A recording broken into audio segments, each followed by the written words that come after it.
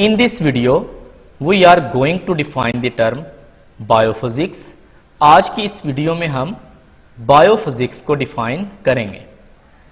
It deals with the study of principles of physics which are applicable to biological phenomena. It deals with the study of principles of physics which are applicable to biological phenomena. Biophysics का ताल्लुक physics के उन कवानीन के मुतालिया से है जिनका इतलाक biological मज़ाहर पर होता है. बायोफिजिक्स का ताल्लुक फिजिक्स के उन कवानीन के मुतालिया से है जिनका इतलाक बायोलॉजिकल मज़ाहर पर होता है.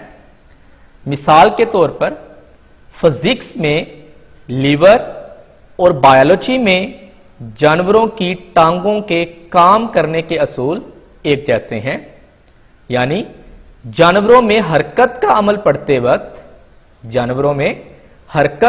पढ़ते वक्त बायोलॉजिस्ट को फिजिक्स में मौजूद हरकत के कवानीन का हवाला इस्तेमाल करना पड़ता है.